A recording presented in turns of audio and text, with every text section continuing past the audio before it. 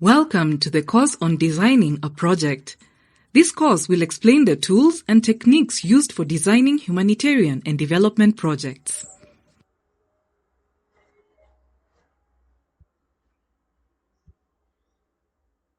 Hello there. Glad to see you again. Esther's insights have proven to be very helpful in understanding the overall way of managing projects. I feel more confident about handling the Delta River project. Here is what I have learned so far.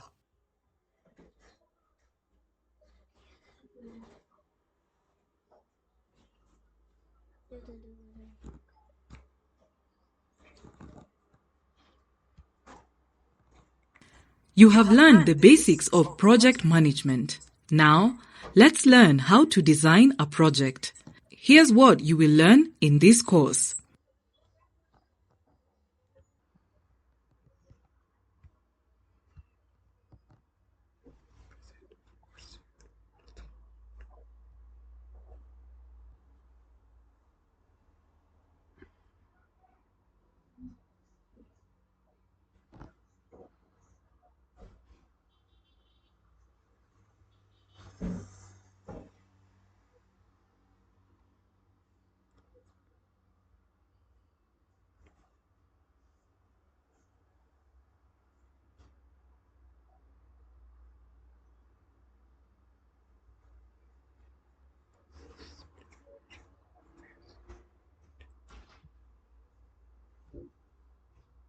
Hey Adesh, you must have started working on your project now. How is it going? We are about to start the project design, Esther. Your inputs really helped. But now I have many questions about how I can design this project. There are so many needs and priorities. Where do we start? How do we prioritize? What inputs do we need? Sure, we'll sort out all these questions one by one. Don't worry, I'm here to help.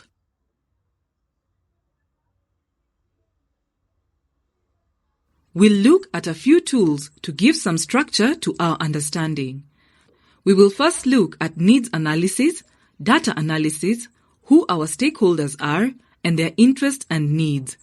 We will then look at problem analysis and, most importantly, we'll determine the root cause of the problem. All this put together will build our understanding of needs and causes of problems into a logical framework that reflects our project design. This sounds very helpful. I'm excited to learn how to use these tools. It all starts from the triple constraint triangle. Do you remember it? Of course, the triangle with cost, scope, and time on the three edges. That's right. So, one of the triple constraints is scope. Most of what we do when designing a project is to align it with the scope. Here are some questions that we try to seek answers to.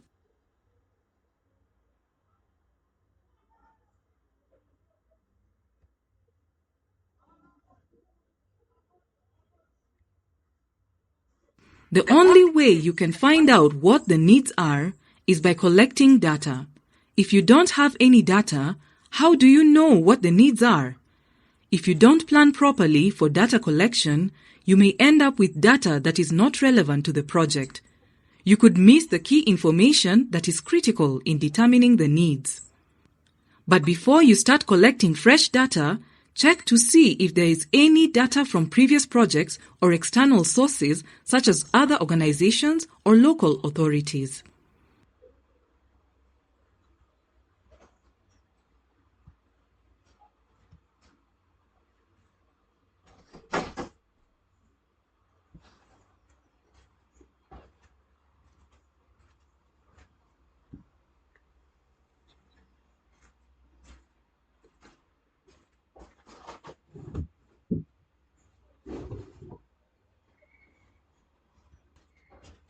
The process of identifying and defining a project starts with the project team collecting data and information that identifies community needs in the potential intervention area. But make sure that the data you collect is not limited to only examining the issues related to community needs. You should also consider the context as well as all factors that impact the needs of the community.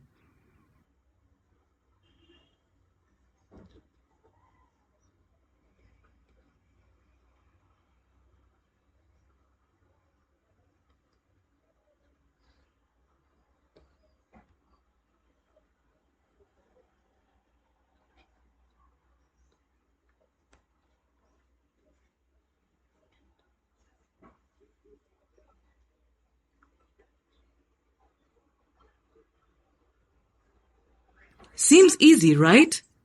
But data collection does have its own challenges. Another challenge could be with the available resources. At this point, you may not have the budget or human resources to dedicate to the data collection process. You will have to keep these constraints in mind when you determine which source and method to use for data collection. One of the main challenges is that the process can be highly subjective. People can have radically different ideas about what should be defined as a need and what should not. So, the needs definition process in a single location can fetch significantly different results depending on who is consulted and what approach is employed. So then, how do you collect data that is reliable, objective, and within constraints?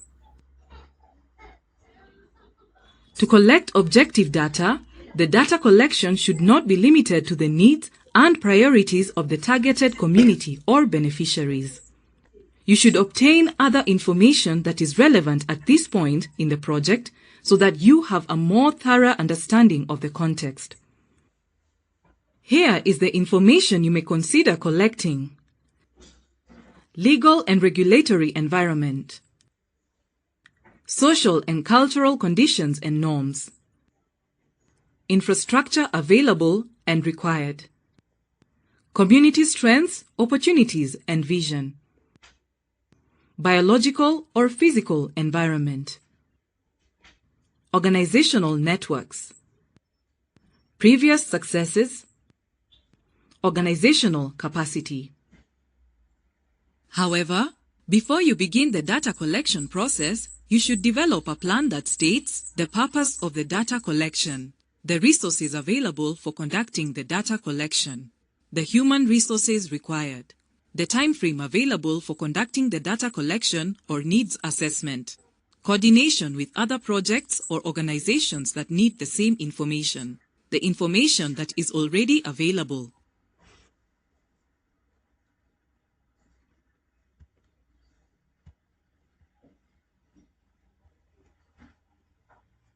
Time and resources are limited at this point in the project. So, the data collection process should be as focused as possible. It should be cost and resource effective as well. Here is a simple yet structured way of determining what information and data need to be collected for the needs assessment. How you will collect the data will play a role in defining the time and resources needed.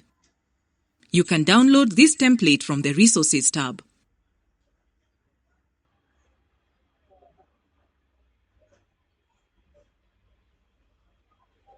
I need to collect data for the Delta River project, where the river water quality is getting worse. What data should I collect? Adesh needs more information and data to assess the need and provide directions to the project team. Help Adesh decide what kind of data he should collect.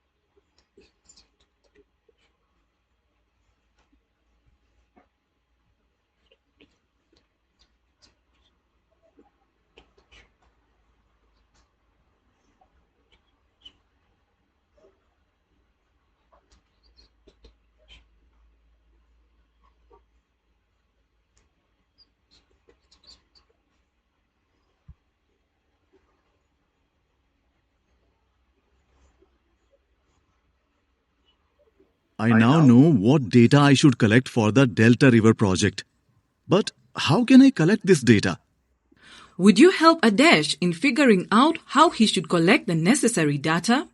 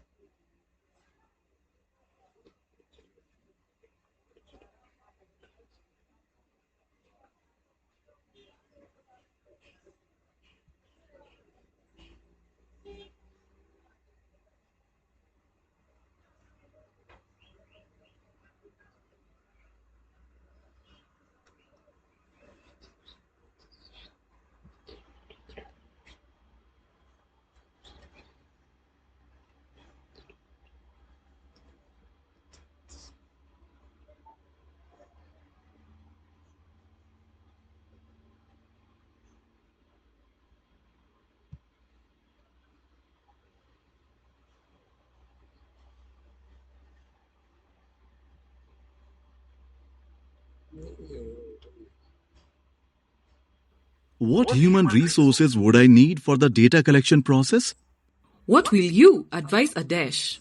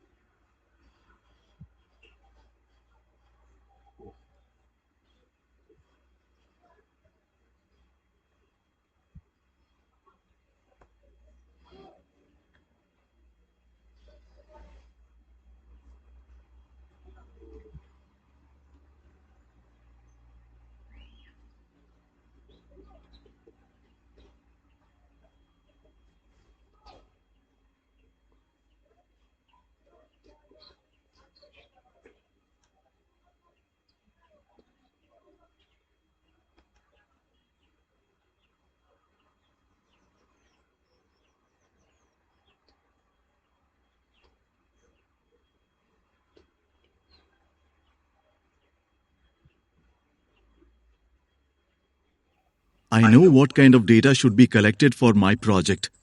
But that's going to be a lot of data. Is there a tool or method to manage all this data properly? Yes, classification of data is one way to do this. Remember that throughout the different data collection methods available, it is essential to recognize the data you need the most. Also, make sure it does not already exist in the secondary data.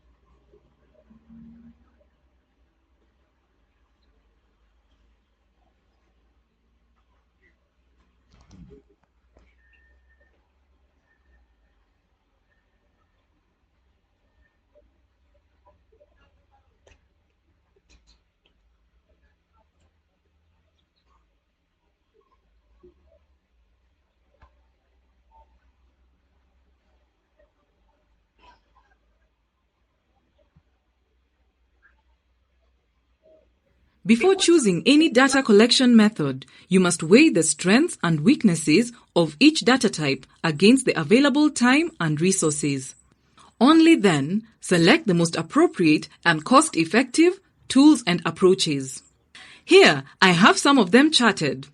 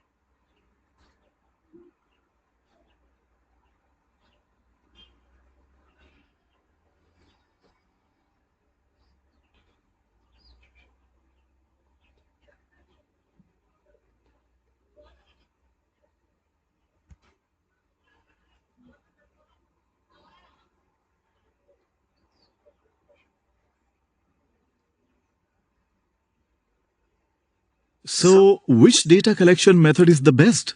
As we just saw, each of these data collection methods has a strength and a weakness. For example, primary data is often preferred over secondary data. But a project team may not have the capacity or resources available to conduct a full-scale quantitative study.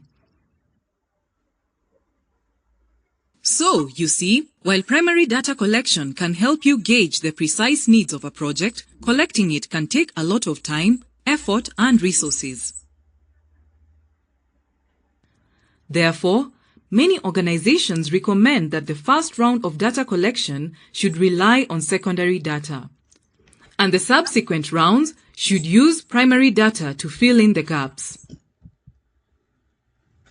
Ideally, you should start with the secondary data and then build on it.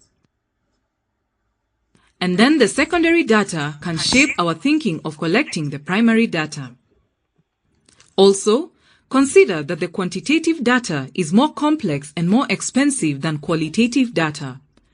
You may need specialist skills such as statisticians and special software to collect and process it. Another perspective is that qualitative data has less rigor than quantitative data. Qualitative data assessments can be rigorous if planned and implemented with expertise. It can give good insights into the facts identified through secondary and quantitative approaches. All in all, balance is the key. A combination of secondary and primary methods, including both qualitative and quantitative tools, can provide a more thorough picture for the project team so that they can make informed decisions. Here, we are balancing our scope by having good needs analysis within the constraints of time and the resources available. In other words, we are using the triple constraint triangle for needs analysis.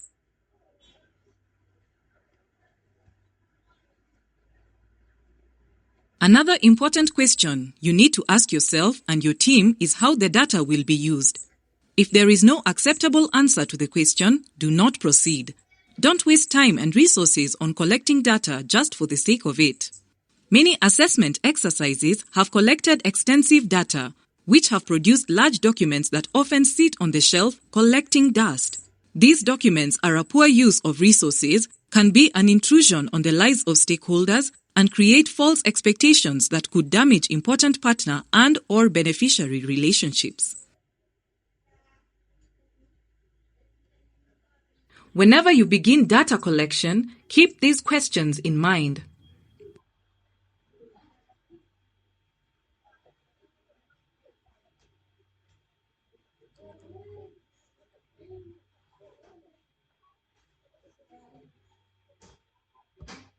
Now that I have all this data, it still seems conflicting. How do I make sense of it? Good question. In fact, it's important to know when good is good enough. For the project manager, it is important to know when you have enough data and decide that you should stop collecting further.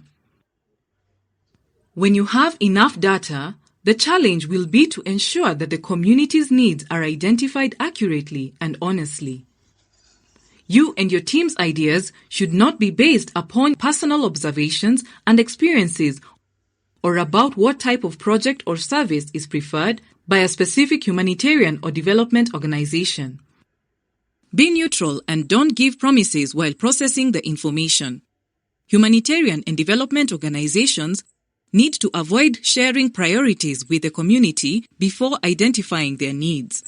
This prevents the risk of providing answers the community uses to ensure they are selected for participation.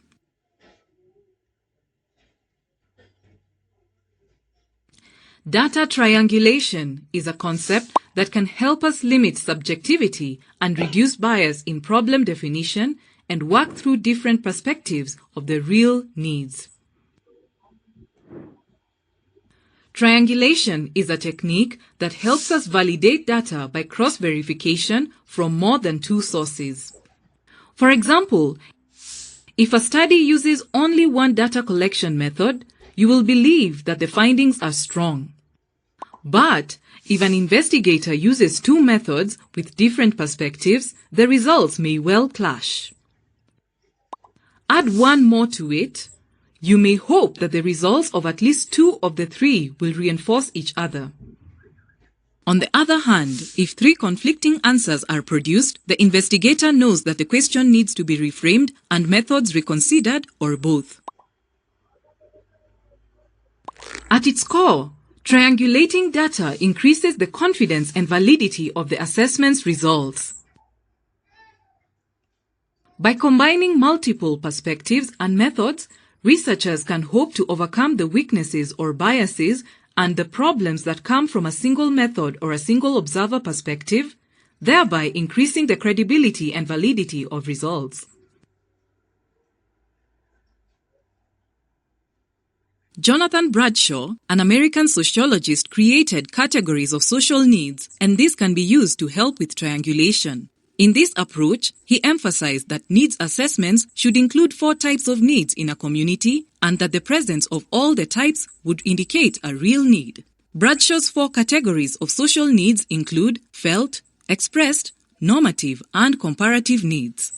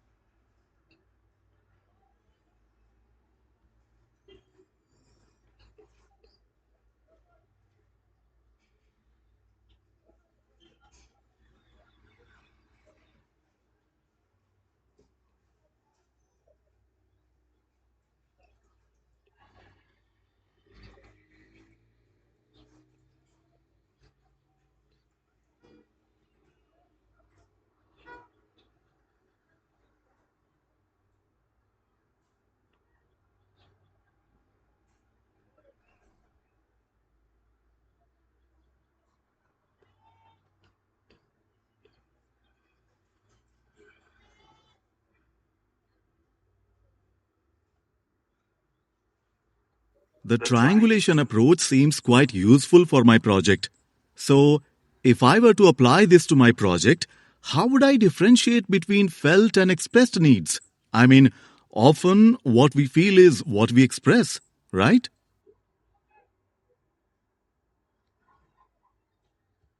Yes and no. I mean, there is a thin line of difference in these needs. A felt need is subjective and could be better described as a want, whereas an expressed need is what the community expresses through their actions, and these actions are observed to infer a need. Like, if there are long waiting lists for a service, there is an indication that the community prioritizes that need. It is an expressed need. People are expressing themselves through their behavior. I have got the required data. I should now identify the real needs for my project. How do I analyze this data to identify the need?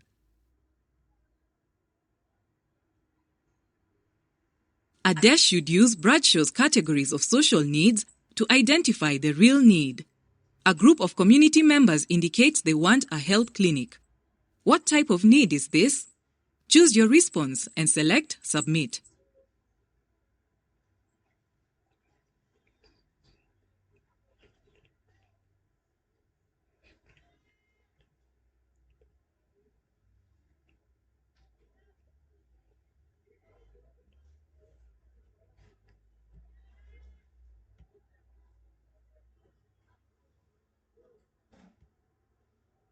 Surveys show that the number of children with waterborne illnesses is much higher than in other communities. What type of need is this? Choose your response and select Submit.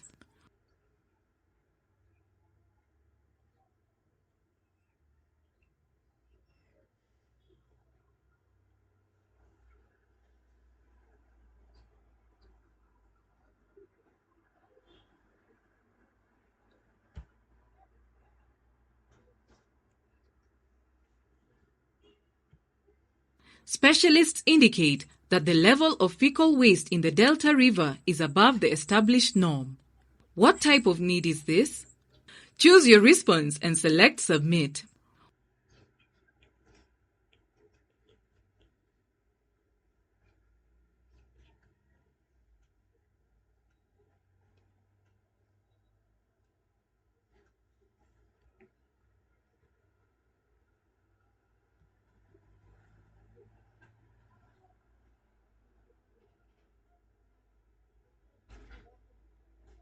Families have no access to treated water and collect water for cooking and drinking from the Delta River. What type of need is this? Choose your response and select Submit.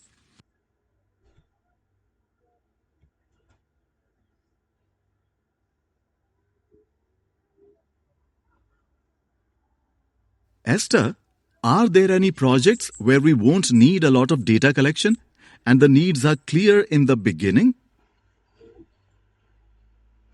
Yes, if your project is under the umbrella of a program or through a request for proposal, it may already have a predetermined project concept. At this point, doing a full-blown needs assessment will not be required. However, the needs will have to be validated.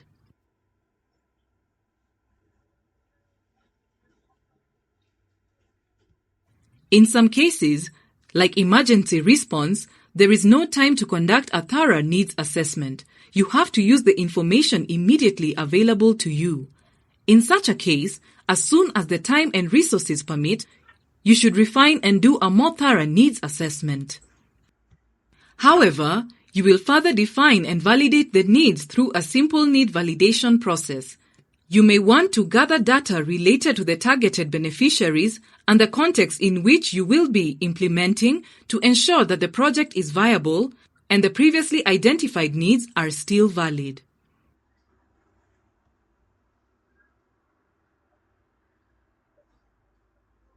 Now that you have collected the data and have an understanding of the problems that need to be solved, you need to gather information on your stakeholders.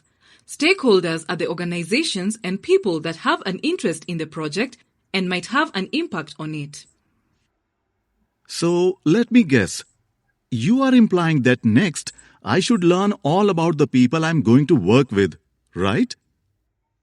Correct. That's smart. Stakeholders can make or break our interventions. If we do not understand how stakeholders view the success of the project, we cannot deliver it. Let's learn more about stakeholders and stakeholder management.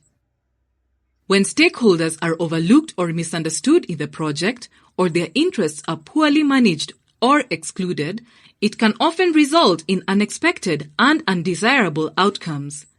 Investing time to identify and understand your stakeholders has important benefits.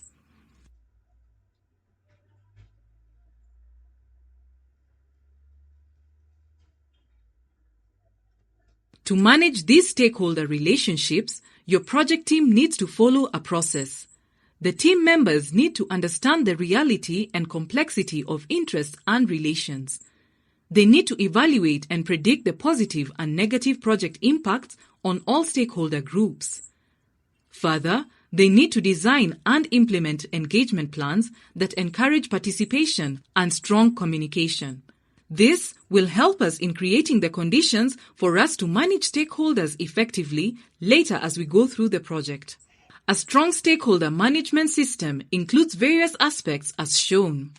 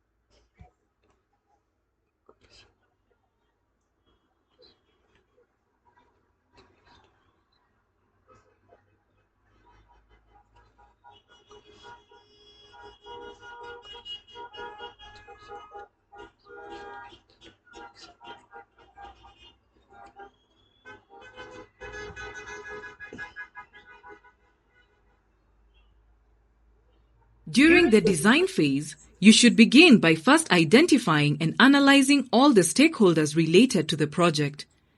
You should continue to develop and detail engagement and communications as you move through the other phases of your project. There are different types of stakeholders. Let's learn more about each one.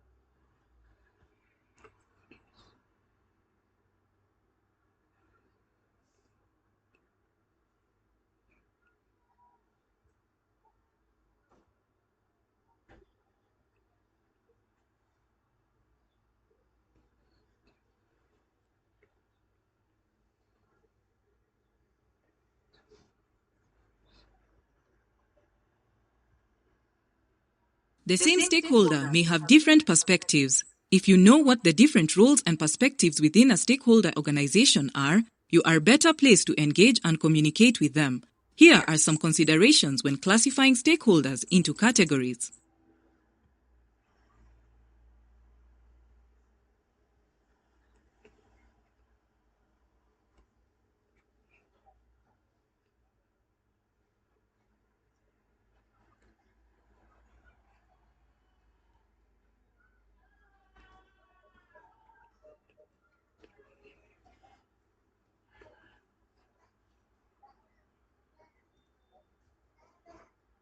For an even better understanding of your stakeholders, you may want to ask a few questions such as: will they advocate for your project and provide support? Will they potentially present a challenge in moving your project forward? These relationships can be further developed in later stages, but it is important that you begin to think about them in the identification and definition phase. You may further analyze the stakeholders by exploring stakeholder interests and mapping stakeholder influence.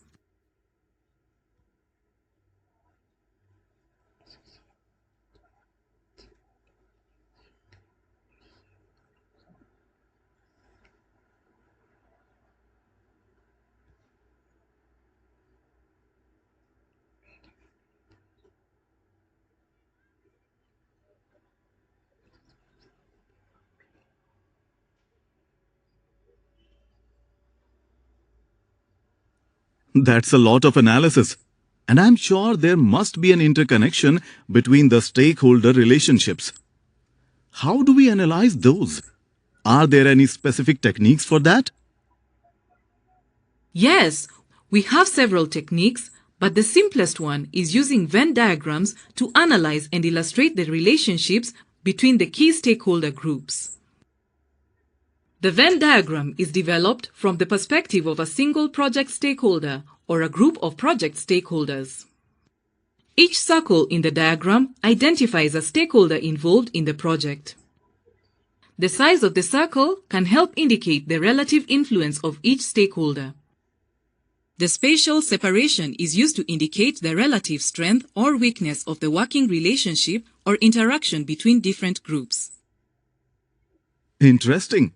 Let me make a Venn diagram for my project. Would you mind if I give it to you for a quick review? Sure. Please send it over after you create it.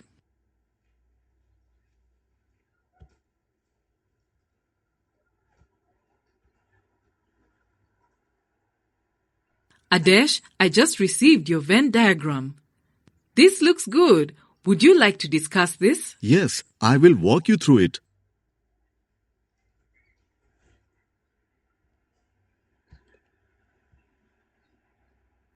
Through this Venn diagram, I have tried to identify the power and influence of multiple stakeholders in the Delta River community.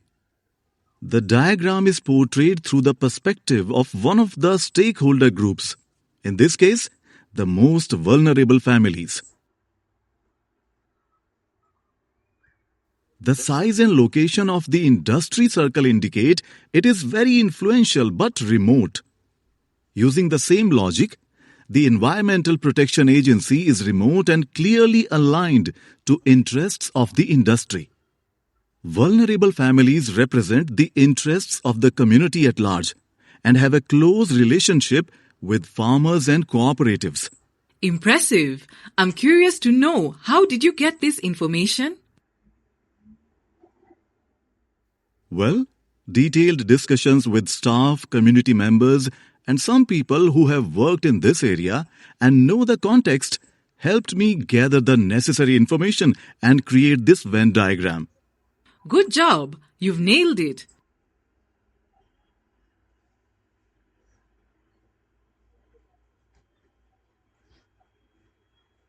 It is important to make sure that our stakeholder analysis is properly documented. This is where the stakeholder analysis matrix can be helpful.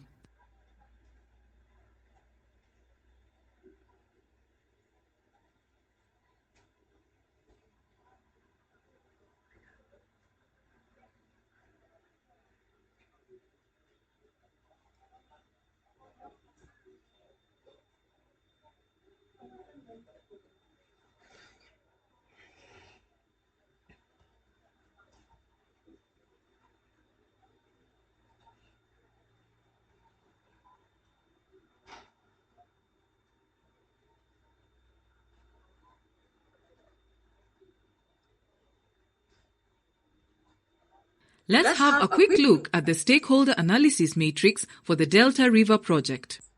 Note that the stakeholder analysis matrix will change over the life of the project. What's important is, if we have a tool like this, it is easy to add new stakeholders or make changes to any of the existing stakeholders. Download the stakeholder analysis matrix from the Resources tab.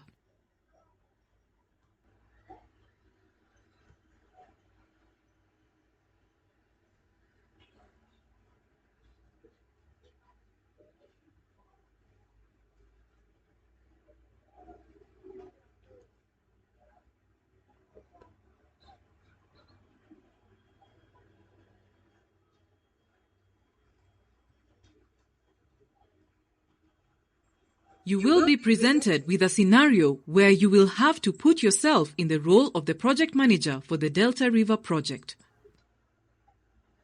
You will be presented with questions and decisions to make, and each decision will lead to a different outcome. Once you reach the end of the scenario, you may start it again to see how a different decision would lead to a different outcome. What should you do in the given scenario? Choose your response and select Submit.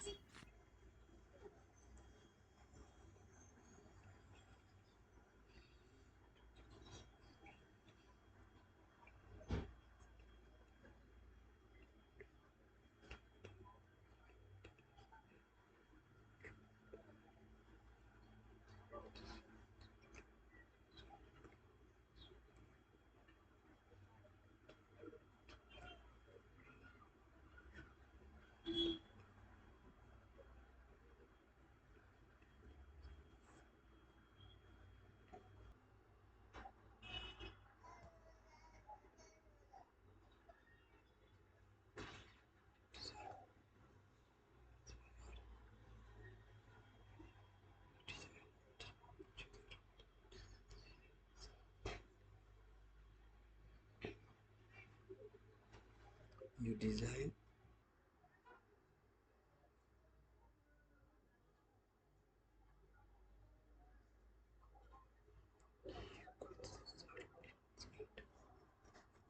machine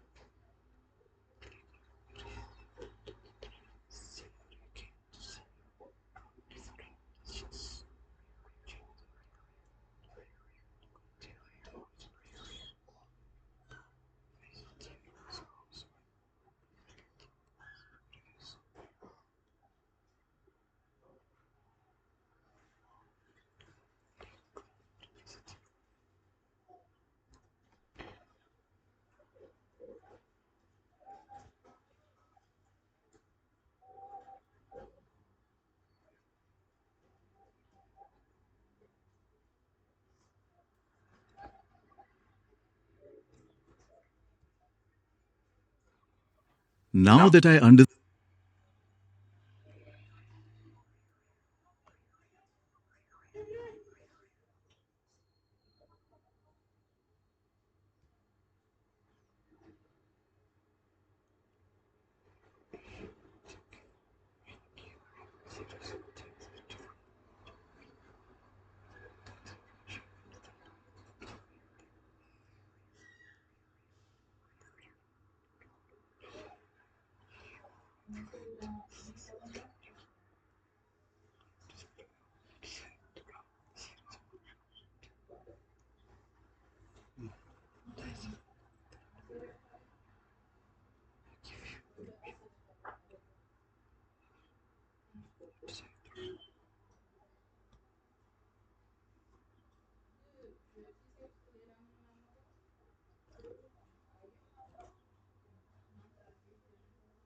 I have collected and analyzed the data about the problems.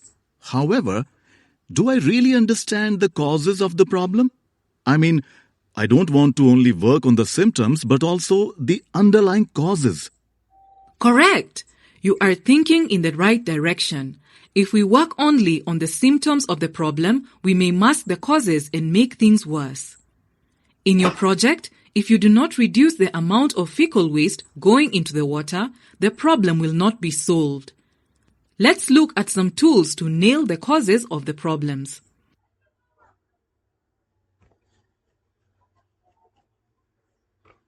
You may have identified the general problem you want to solve for the community, or someone may have outlined the problem for you.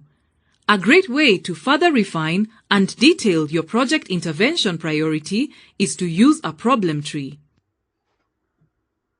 To develop a problem tree, begin the process by identifying the problem tree's trunk. That is the core problem. You can identify the core problem via an open brainstorm process with stakeholders. The core problem can also be pre-identified based on a preliminary analysis of existing information. Once the core problem is identified, continue developing the problem tree using a participatory process. Use the following instructions for completing the problem tree. Problems that are directly causing the core problem are put below. These causes form the roots of the problem tree. Problems that are direct effects of the starter problem are put above. These effects form the branches of the problem tree.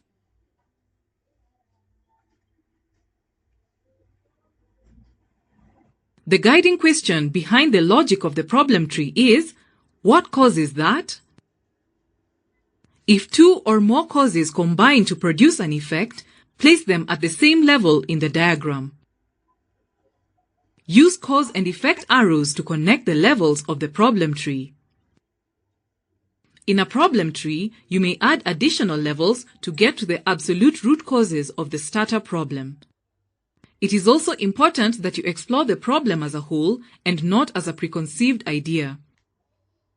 A participatory approach is incredibly helpful, providing insight and assisting in breaking down the problem into more detailed causes.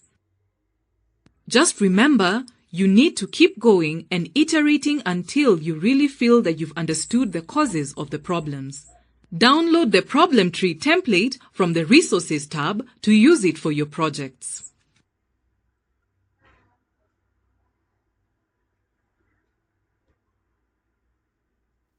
I need to build the problem tree for the Delta River project. I will begin with identifying the problem tree's trunk. What is the core problem for the Delta River project? Would you help Adesh build the problem tree?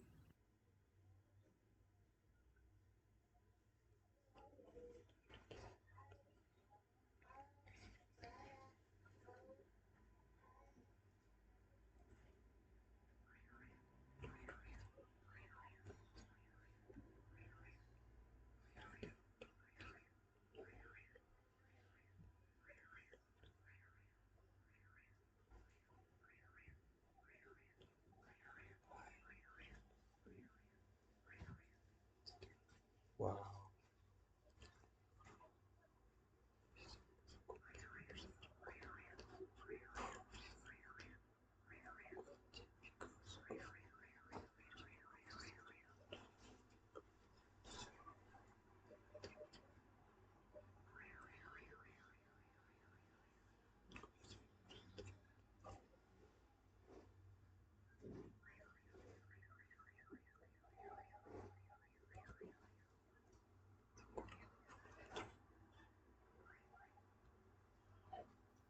I have identified the problem tree's trunk. Now I need to identify its branches.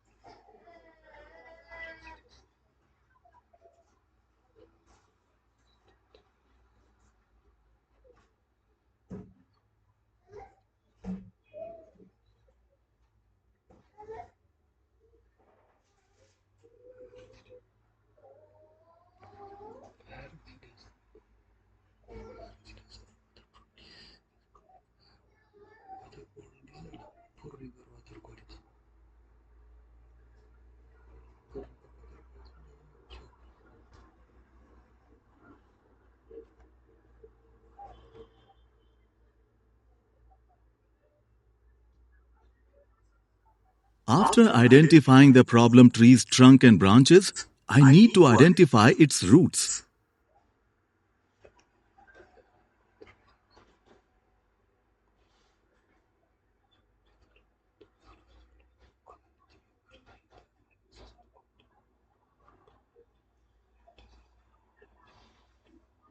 The community is unaware of the danger of dumping.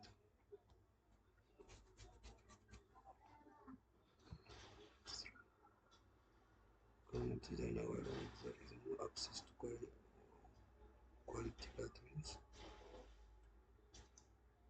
for household.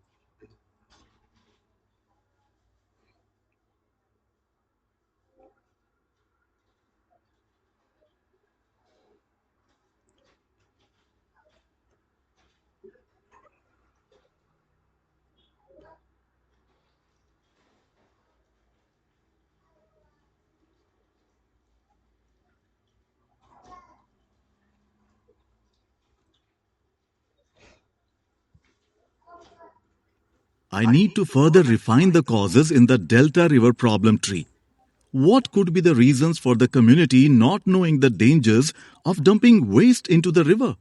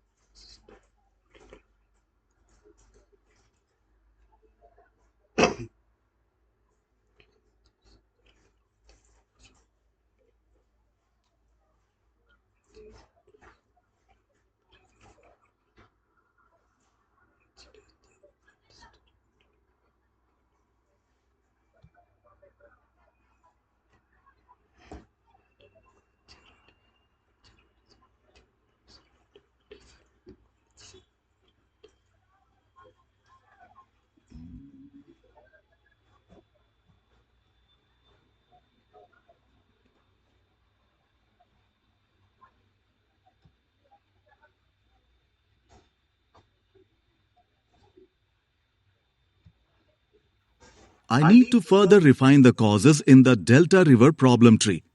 What could be the reasons behind the community not having access to quality latrines?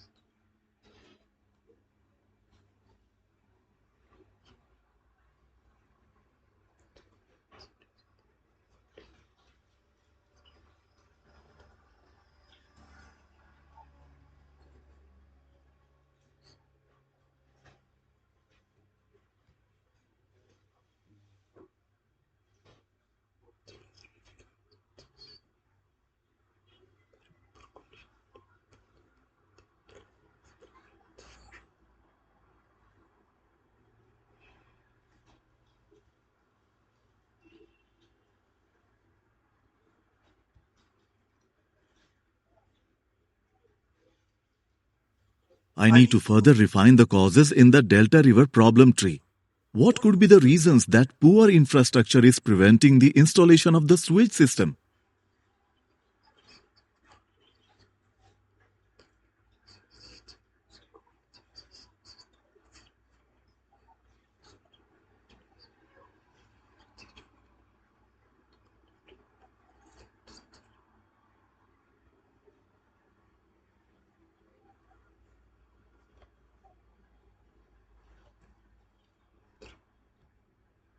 The problem tree for the Delta River project is now complete.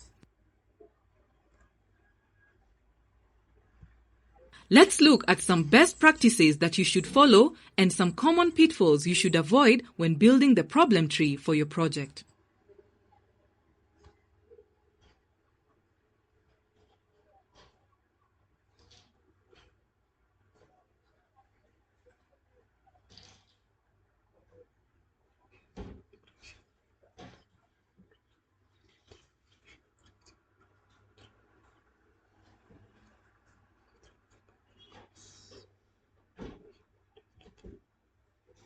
Now that I have created the problem tree, I have a clear idea about what the root causes are for the Delta River project. What do I do next? Once the problem tree is completed, the next step is to develop an objective tree. Objective tree? Yes, it will help you identify the potential interventions for the Delta River project. Let's discuss this in detail. The objective tree identifies the potential interventions to fix the problems identified in the problem tree. The objective tree is a mirror image of the problem tree. The core problem in the problem tree becomes the core objective of the objective tree, and each statement in the problem tree becomes a positive objective statement. While the problem tree displays cause and effect relationships, the objective tree shows the means-to-end relationships. Once you have identified the needs, you should analyze them and determine whether there is adequate justification. The objective tree identifies the potential interventions to fix the problems identified in the problem tree. The objective tree is a mirror image of the problem tree. The core problem in the problem tree becomes the core objective of the objective tree, and each statement in the problem tree becomes a positive objective statement. While the problem tree displays cause and effect relationships, the objective tree shows the means-to-end relationships. Once you have identified the needs, you should analyze them and determine whether there is adequate justification for project intervention. At this point, you need to consider two critical strategic questions. Which elements of the objective tree will be included in the project intervention, and which elements will not be included in the scope of the project? Gaining stakeholders' agreement on these questions may be difficult, and the decision-making process can become quite complex and controversial. These questions will help guide the project team and stakeholders in making decisions regarding where the project intervenes, what services are provided, who will be served, how are the services provided. Download the Objective Tree template from the Resources tab to use it for your projects.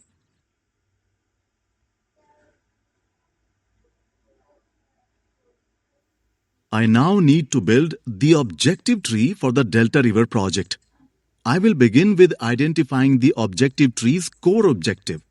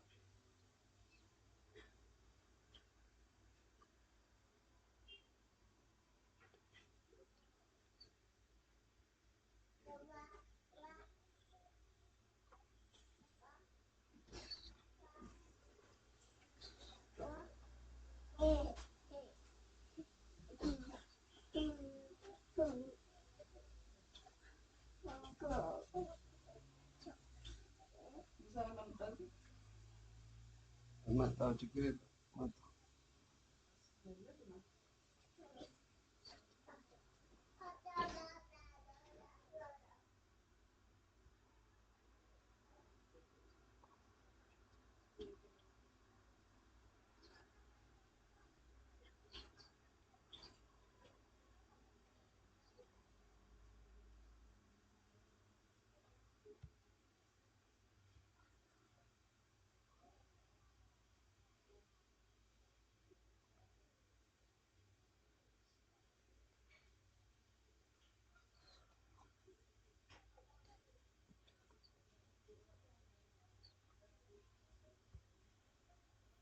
I have identified the core objectives for the Delta River project.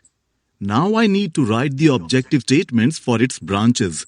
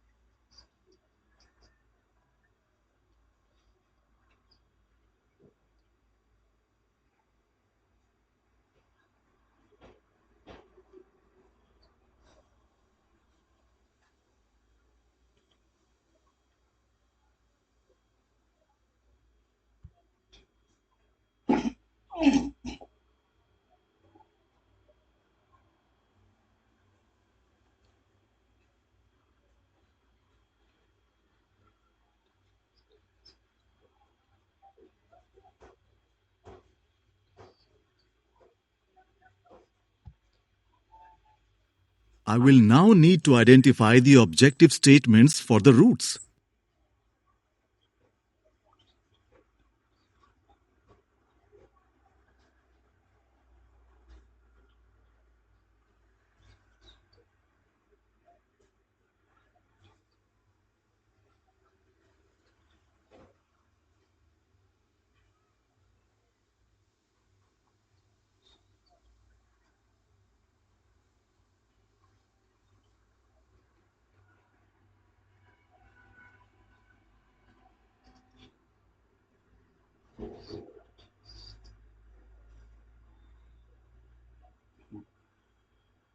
Increase it.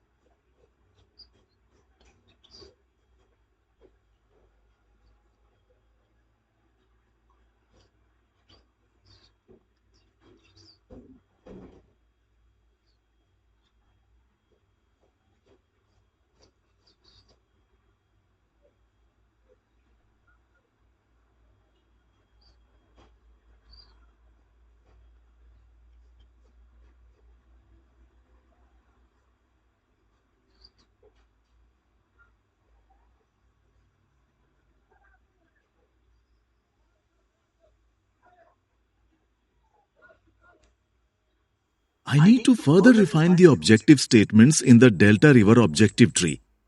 How can we conclude the community's awareness has increased regarding the dangers of dumping waste into the river?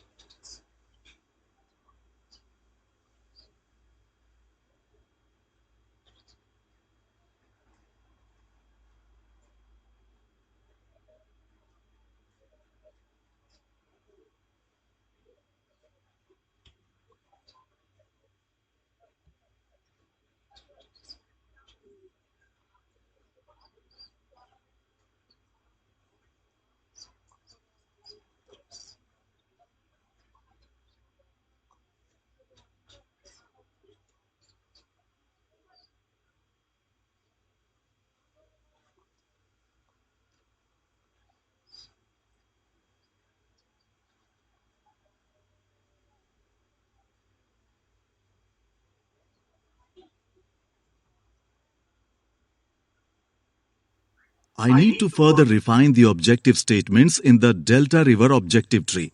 How can we ensure that the community has access to quality latrines and the community members use the latrines?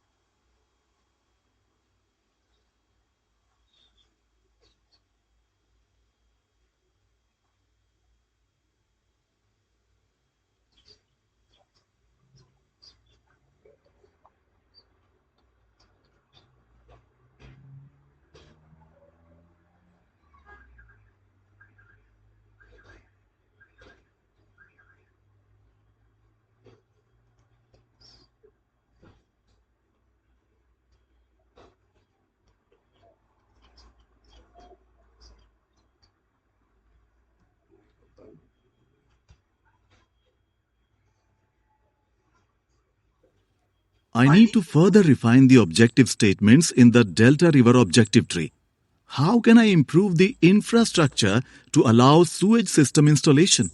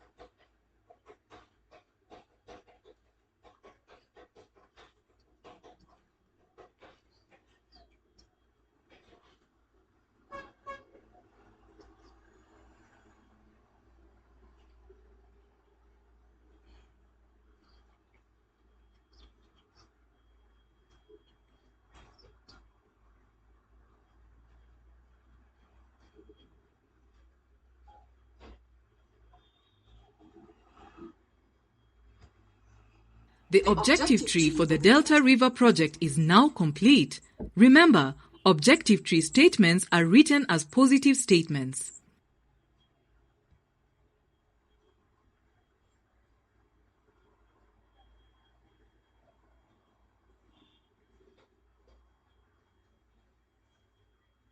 Adesh, I hope now you have a fair idea of how to focus on your project intervention to address the root causes. Thanks. Yes, I have a lot more clarity now, but I still have some doubts about how to define the project scope. So, you now understand all the things you could do, but you probably haven't got time or resources to do everything. You need to make Scope analysis? What's that? Let's look at scope analysis in detail. It is important to be aware of what interventions other organizations and NGOs are conducting with the targeted beneficiaries in the community. It is likely that your organization will not be able to pursue all intervention lines on the objective tree because they don't fit within the expertise, priorities, or strategy of your organization. However, there may be other organizations that do have the expertise and ability to pursue the interventions your organization cannot. So, you could coordinate, communicate, and collaborate with others to work towards collective impact for the community and avoid duplicating efforts.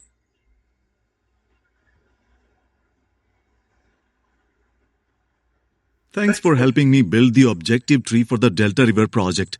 But now, I'm not sure if I can meet all these objectives within the triple constraints. I can understand your concerns. You will need to consider a number of things such as the organization's capacity, resource availability, local government's priorities, and interventions implemented by other organizations. Based on these criteria, you will need to develop a solution tree. The solution tree highlights the objectives and goals that you will pursue to solve the core problem. It also highlights the elements that will be out of the scope of the project. We have seen that while developing the objective tree, getting stakeholders' consensus may be challenging. Therefore, it is important that you clearly identify and prioritize the multiple considerations for deciding what will be included in the eventual project. Have a look at the components that should be considered when determining which interventions to pursue and what will be in scope.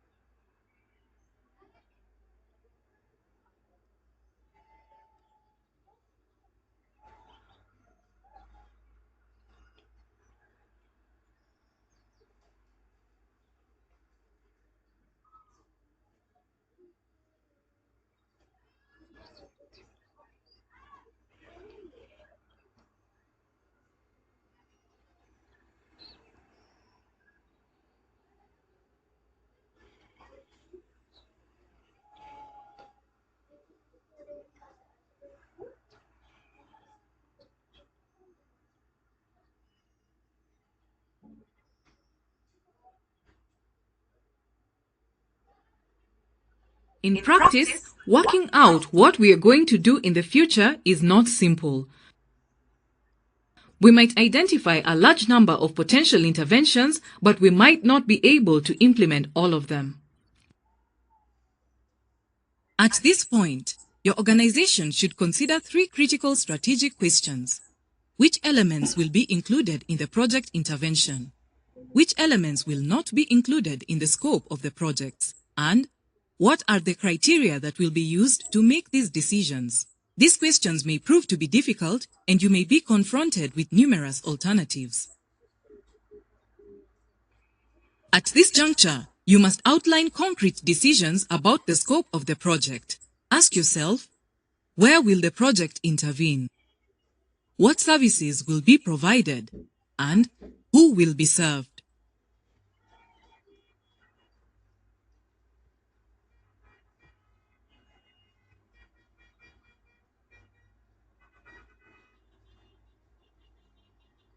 So, I'll have to relook at my problem tree and objective tree in order to create the solution tree. That's right. I remember, the objective tree is a mirror image of the problem tree. The core problem in the problem tree becomes the core objective of the objective tree. And each statement in the problem tree becomes a positive objective statement. That's right. As I have outlined the project scope, I will pursue the objectives in the yellow boxes, as they are within the scope, and I have the necessary resources to implement these objectives. I will exclude the objectives that are in the light green boxes, as I do not have the necessary resources. Hence, it is beyond the scope. That's great.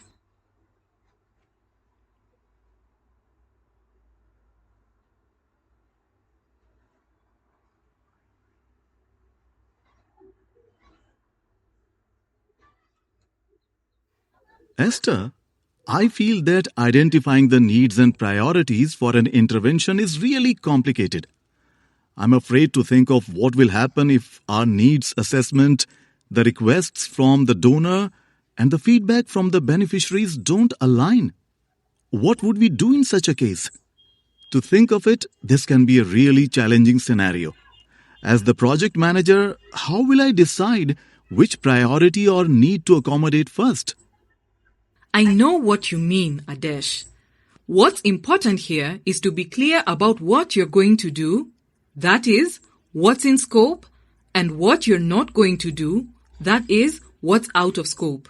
This can help you set and manage expectations for different stakeholders as you go through the project.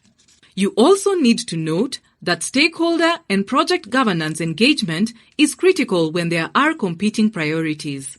In such a case, you would need to discuss this further to examine the needs, priorities, and expectations of the various stakeholders. By doing so, you can ensure that the project team has complete clarity on what direction to pursue. To answer your question, after stakeholder engagement and negotiation, if there is still a difference between donor requests and beneficiary feedback, then it may be necessary for senior managers to intervene.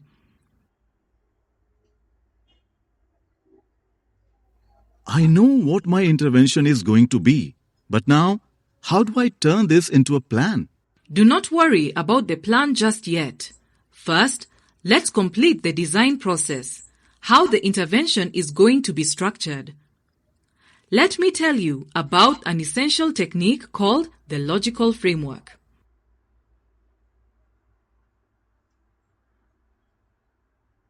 Note that once you have identified the intervention you will pursue, start outlining how it will lead to the desired outcomes. For this, we will use the logical framework.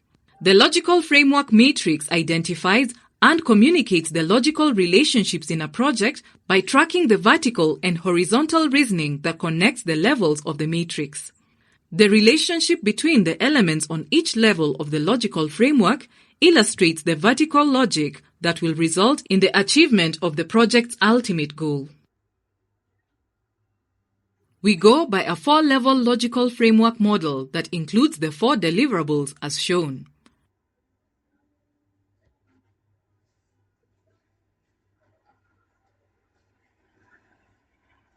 Goals, outcomes.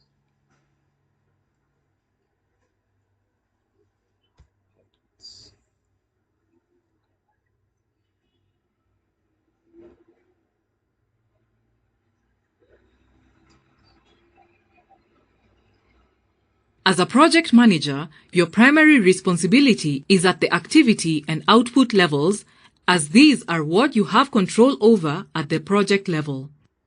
If adequate resources and inputs are provided, then the activities can be conducted. If the activities are conducted, then outputs can be produced. If the outputs are produced, then the outcomes can occur. If the outcomes occur, then this should contribute to the overall goal. The vertical logic shows causality. If your vertical logic is sound and the assumptions in your horizontal logic, which we will discuss shortly, are true, then you should be able to achieve your outputs and outcomes.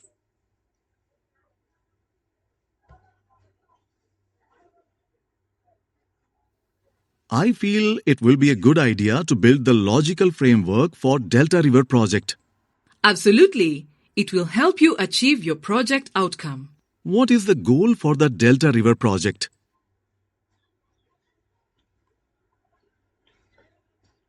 To improve the quality of river water in the delta, to provide access to quality water, to construct latrines for delta river, to improve the quality, to improve system features, to improve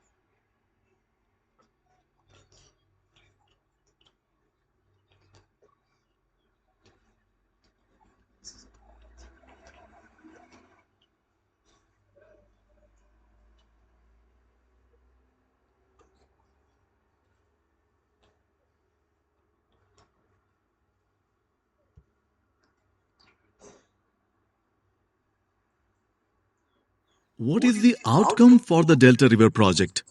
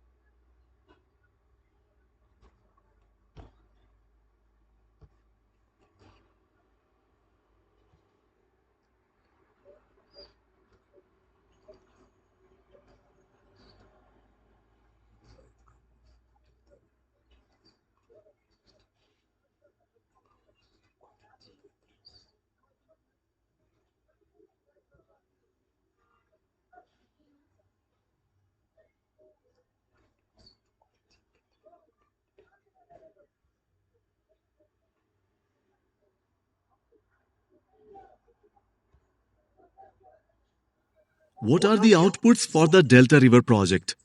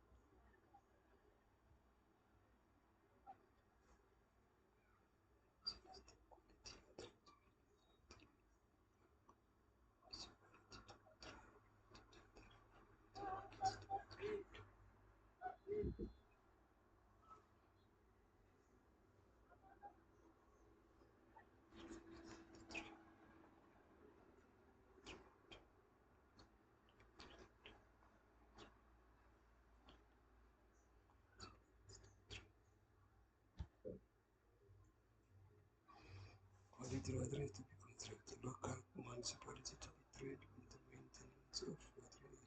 Delta River communities to be trained on how to use of water. Delta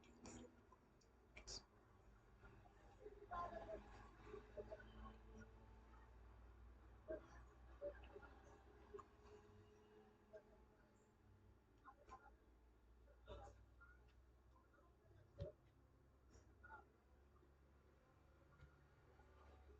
What activities should be conducted for the Delta River project?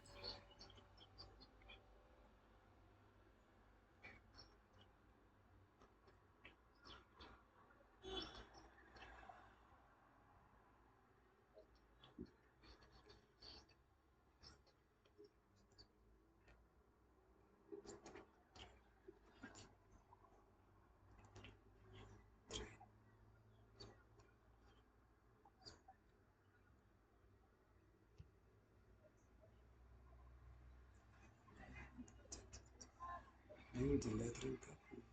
Design the lateral configuration. Install the lateral structure.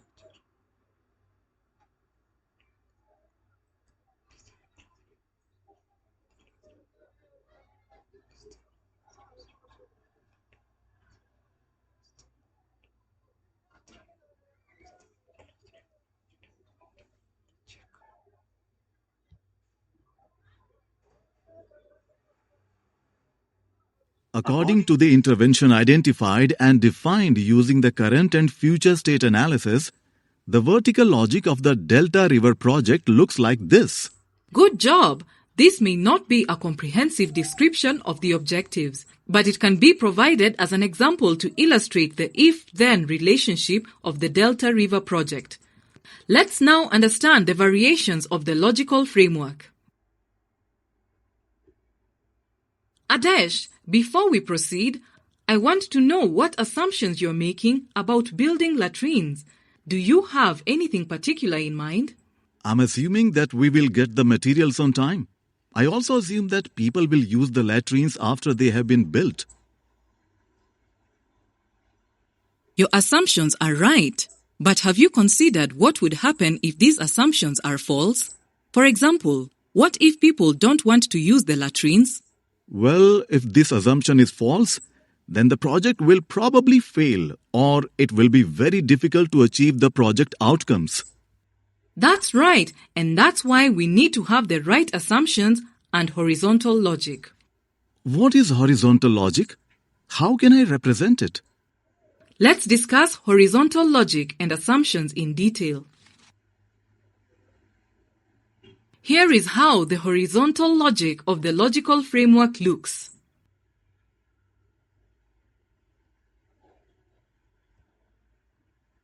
Assumptions are external factors at each level of the logical framework that may affect the success of the project.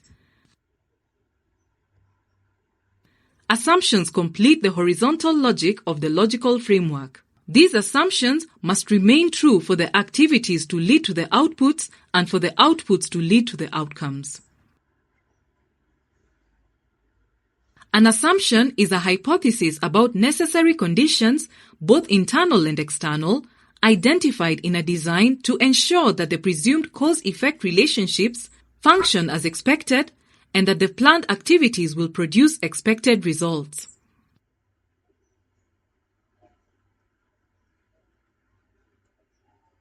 Assumptions are usually positively phrased and are directly related to your project activities, outputs, outcomes, and goal. The assumptions are also a great way to start thinking about the risks in your project. Think of them as an if and then relationship. If we complete our outputs and our assumptions hold true, then we will achieve our outcomes. Let's look at a couple of examples. To empower the farmers through improved crop yields, they are provided with quality barley seeds to plant. But better yields can be achieved only if weather conditions are favorable and there are no droughts or floods.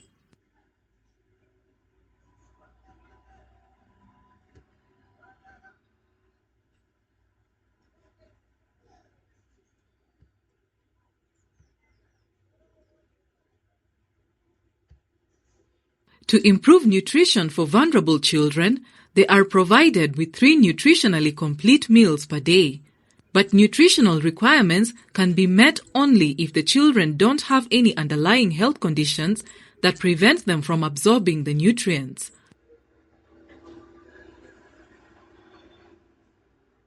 It is important to focus on the assumptions at the output and outcome levels in the logical framework. The assumptions found at these levels form the foundation of the logic of the project intervention. It is here that the connection is made between the deliverables produced at the outputs level and the social change that is desired at the outcome level. If we go back to the Delta River project, the outcome and outputs of the project are as shown. But what would happen if the assumptions turned out to be wrong? I mean, what if we build latrines but people don't use them? This is a really important consideration. If we can identify assumptions, such as assuming that people will use the latrines after we have built them, we know what to monitor and we can think about what actions we can take to increase the probability that people will use the latrines.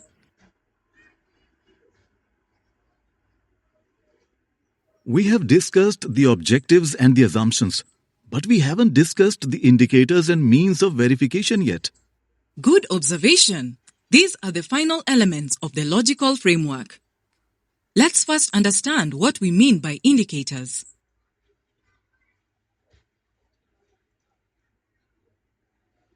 How do you know if it is going to rain?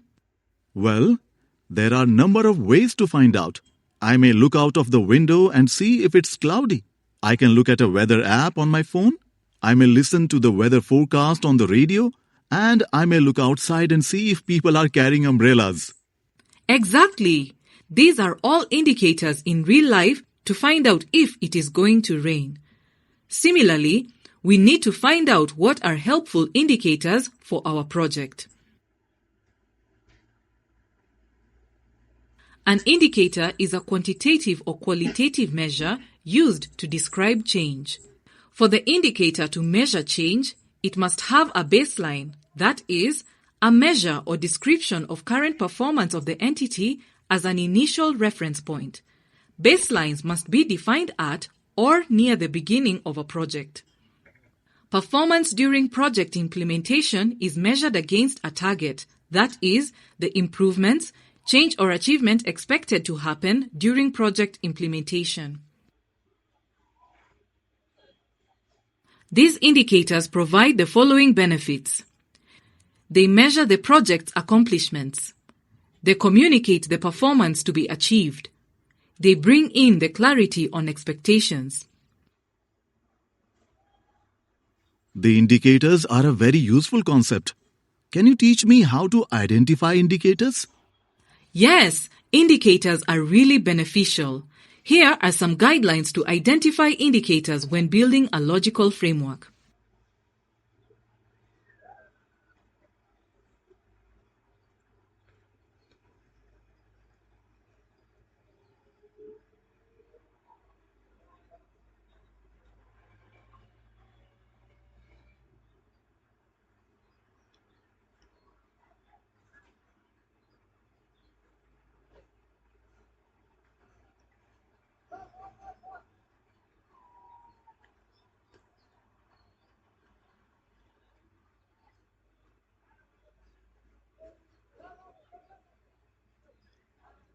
The best advice for indicators and means of verification is to keep it simple. Also, keep in mind that while developing indicators, you should use the SMART criteria to help make your indicators clear and easier to understand. Here is what SMART means.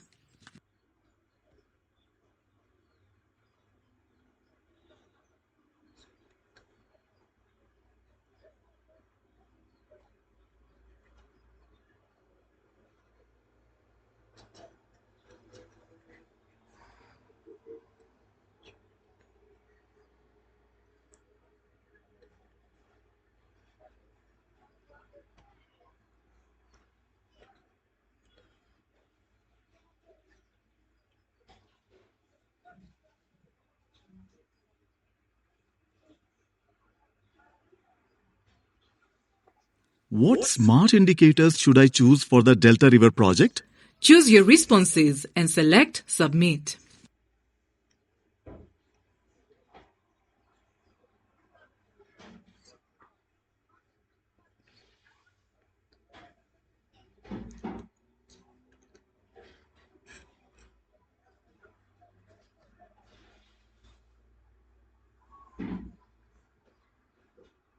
Means of verification, or MOV, are the sources from where we get the information to measure our indicators. Means of verification should be cost-effective and should directly measure the indicators. The best advice for indicators and MOV is to keep it simple. The more complex the indicator, the more complex and subsequently challenging to measure the MOV. Here is a partial build-out of the logical framework for the Delta River project. The contents of this logical framework provide examples of the vertical and horizontal logic of the project and also provide examples of the assumptions and indicators found at each level of the logical framework. Download the logical framework template from the Resources tab.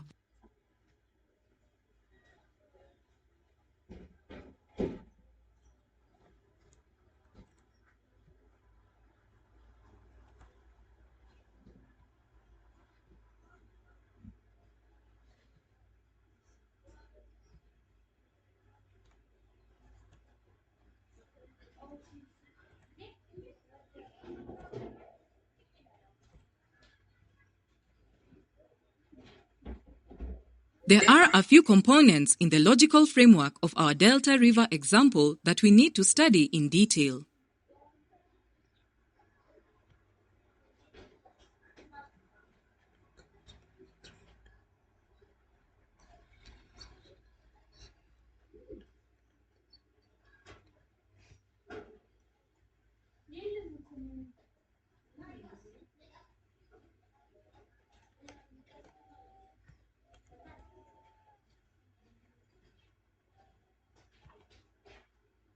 As a living document, the logical framework should be updated when necessary throughout the project. You may need approval before updating the logical framework, as changes to it could impact the rest of the project. This is also a tool that you can use in planning, monitoring, and evaluation of the project.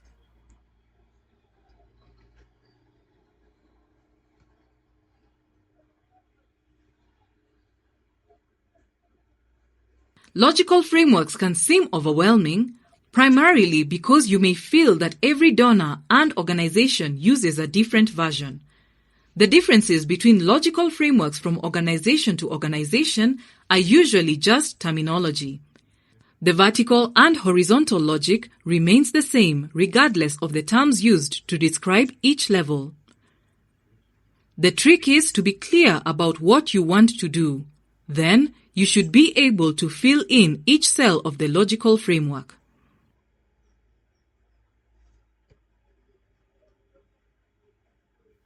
Wow, Esther! With all these tools, I really feel confident that I can plan and manage my project well. I'm sure you will do well, Adesh. There is one more thing to be aware of before you begin planning your project. Estimations. Estimations? What do we mean by that? Well, we try to get a high-level understanding about how much the project will cost and how long it is going to take. Should we carry out the estimations now? Yes, during the design phase, it will be beneficial to include high-level estimation analysis to support the definition of the intervention. It can also be helpful in the proposal writing process if that is required. What sort of high-level estimations analysis should I carry out? Well, you should think about stakeholder analysis, risk analysis, human resources analysis, supply chain analysis, sustainability analysis, and so on. This is interesting. Can you tell me how I should go about these analyses? Certainly. Remember, whenever you are conducting an analysis, involve a variety of stakeholders in the process to better ensure a more robust analysis. For example, while examining the human resource needs of the project, involve someone from the human resource department within your organization. Great! That way, I can have a higher buy-in from these stakeholders for my project.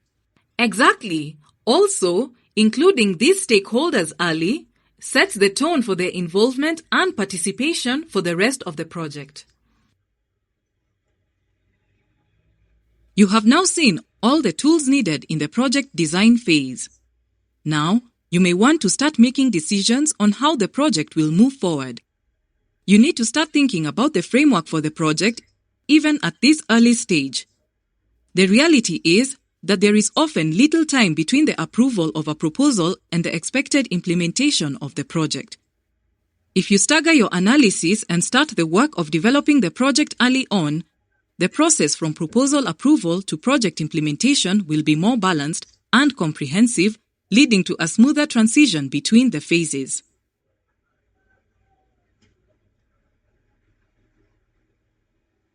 Thanks so much for what you have taught me about designing a project.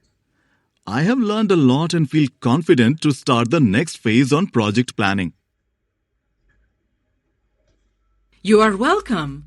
If you feel lost or stuck, please don't hesitate to ask. That's great to hear. I'll need your guidance throughout the project. Thanks again.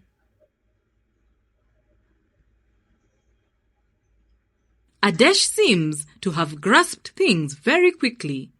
Here is what he needs to keep in mind about designing a project.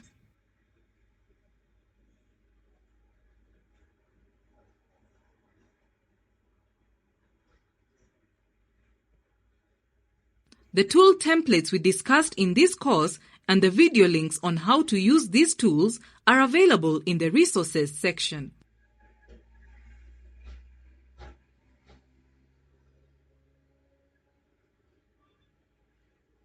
Congratulations.